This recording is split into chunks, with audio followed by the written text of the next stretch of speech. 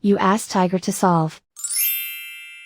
This deals with linear equations with one unknown. The final result is x equals -16. Let's solve it step by step. Simplify the expression.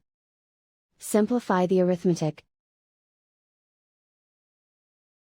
Isolate the x. Divide both sides by -15. Cancel out the negatives.